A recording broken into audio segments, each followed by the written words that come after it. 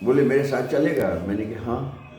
तो पता नहीं कहाँ कहाँ गलियों में होते हुए पुरानी दिल्ली में किसी ऐसे मकान में, इतना मुझे याद है, उस मकान में ईंटों का फर्श था। हम्म, और वहाँ ले जाके बोले एक काम करेगा? मैंने हाँ, कि मेरी मालिश कर दे। हम्म, तो शाम को उन्होंने खाना खिलाया, खाना खिलाने के बाद में फिर लिटाया, फिर अपने तेल मालिश कराई उन्होंने।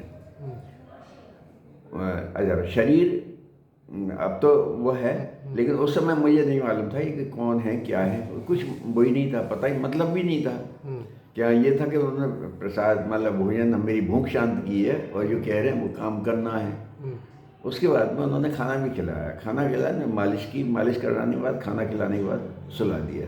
हम्म, सुबह उठाया, उठने के बाद में उसमें पुराने वैसे मकान था, हम्म, शौच वौच किया, उसके बाद में चलो चलते हैं, हम्म, अपने साथ ले लिया। हम्म, साथ ले लिया, और साथ लेने के बाद में फिर उन्होंने स्टेशन तक अपने साथ लेके आए, और फिर उन्होंने 8 आने और दिए।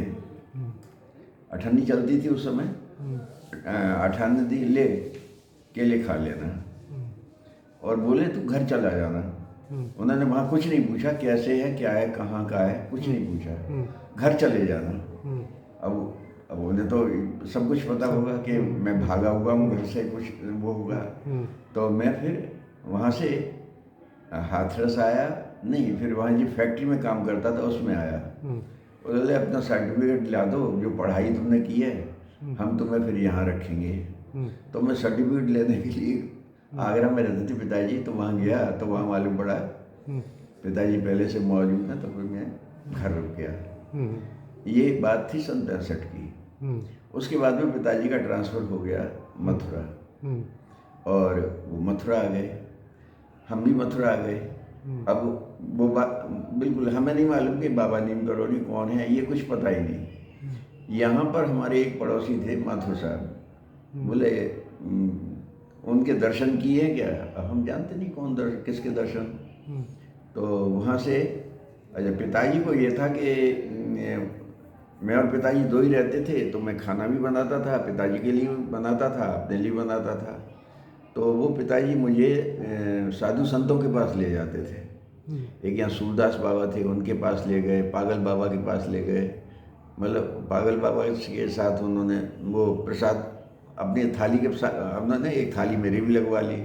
सूरदास बाबा ले, देवरा बाबा, सबके पास वो ले जाने लगे, क्योंकि ये क्या करेगा क्या नहीं करेगा, तो पूछने लगे औरों से। अच्छा, वो जो मैं हमारे पड़ोसी थे वो के वहाँ उनके दर्शन किए हैं? मैंने कहा मैंने तो कुछ ही दर्शन नहीं किए हैं। तो यहाँ वो लाए, तब मुझे पहले तो वो नहीं हुआ, फिर आभास हुआ ये कि ये तो वो हैं जो वहाँ मिले थे। जब वो कि ये तो अब मुझे उस समय तो नाम तक पता ही नहीं था। फिर आना शुरू हुआ, फिर आना शुरू हुआ, फिर तो वहाँ से साइकिल से आता था, और बाबा कहाँ जी से? मथुरा से, मथुरा में घर था, तो वहाँ से साइकिल से आता था, और साइकिल से आने के बाद में बाबा जी के पास रुका, वो प्रसाद देते थे, कभी कुछ काम बता भी देते थे, काम करता था, फिर वापस, क्योंकि खाना भी बना होता था दोनों टाइम का, तो वापस चला जाता था।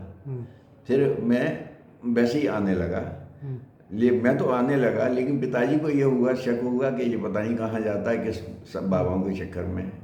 फिर वो ढूंढते ढूंढते वो आए कि कहाँ जाता है, मेरी एक बाबा है उनके पास। फिर पिताजी को दर्शन हुए, तब जब दर्शन हुए फिर तो ये आना जाने का क्रम हो गया, रोजाना गई लगभग। आपके पिताजी को कुछ बोले नहीं बाबा? ना ना, कुछ नहीं कहा पिताजी, तो बस कुछ नहीं कहा, अच्छा है, इतना उन्होंने कहा, ठीक है।